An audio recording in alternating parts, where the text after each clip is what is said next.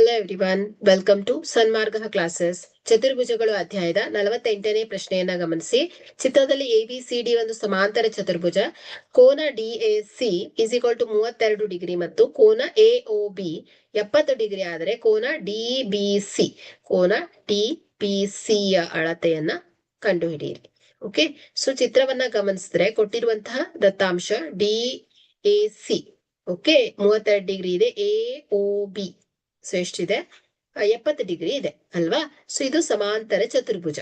ಹಾಗಾದ್ರೆ ಇಲ್ಲಿ ನೋಡಿ, ಅಭಿಮುಖ ಕೋನಗಳು ಸಮ ಮತ್ತು ಸಮಾಂತರವಾಗಿರುತ್ತೆ. ಸೊ AC ಅನ್ನೋದು ಛೇದಕ ರೇಖೆ ಆದ್ರೆ ಸೊ ನೋಡಿ ಕೋನ DAC ಓಕೆ, ಕೋನ DAC ಈಸ್ ಈಕ್ವಲ್ ಟು ಕೋನ ಏನಾಗತ್ತೆ ಹೇಳಿ, OCB ಆಗತ್ತೆ.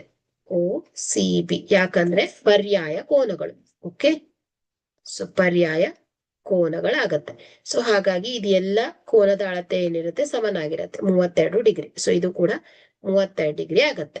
ಓಕೆ, ಸೊ ಇಲ್ಲಿ ನೋಡಿ AOC ಒಂದು ಸರಳ ರೇಖೆ ಆಗಿರೋದ್ರಿಂದ ಸೊ ಇಲ್ಲಿ ಈ ಎರಡು ಕೋನಗಳ ಮೊತ್ತ ಏನಾಗಿರುತ್ತೆ 180 ಡಿಗ್ರಿ ಇರುತ್ತೆ. ಸೊ ಹಾಗಾಗಿ ಕೋನ AOB ಪ್ಲಸ್ ಕೋನ BOC ಈಸ್ ಈಕ್ವಲ್ ಟು ಏನ್ ಹೇಳಿ 180 ಡಿಗ್ರಿ. ಸೊ ಕೋನ AOB 70 ಡಿಗ್ರಿ ಪ್ಲಸ್ ಕೋನ BOC is equal to 180 degree. So ಕೋನ BOC is equal to 180 degree minus 70 degree so is equal to 110 degree ಆಗುತ್ತೆ. ಸೊ ಕೋನ BOC ಎಷ್ಟು ಬಂದಿದೆ 110 ಡಿಗ್ರಿ ಬರುತ್ತೆ. ಸೊ ಈಗ ತ್ರಿಭುಜದ ಒಳಕೋನಗಳ ಮೊತ್ತ ಏನ್ ಹೇಳಿ 180 ಡಿಗ್ರಿ ಆಗುತ್ತೆ. ಸೊ ಹಾಗಾಗಿ ತ್ರಿಭುಜ BOC ಅಲ್ಲಿ ಕೋನ O ಪ್ಲಸ್ ಕೋನ C ಪ್ಲಸ್ ಕೋನ B is equal to 180 degree. So ಕೋನ O 110 degree plus C 32 degree plus ಕೋನ DBC ಅಥವಾ OBC ಎರಡು ಸಮನಾಗತ್ತೆ ಅಲ್ವಾ. ಸೊ ಹಾಗಾಗಿ ಕೋನ B is equal to 180 degree. So 110 plus 32 so 110 plus 32 ಎಷ್ಟಾಗತ್ತೆ, ಇದು 142 ಡಿಗ್ರಿ. ಸೊ 142 ಡಿಗ್ರಿ ಪ್ಲಸ್ ಕೋನ B is equal to 180 degree. So ಕೋನ B is equal to 180 degree minus 142 degree.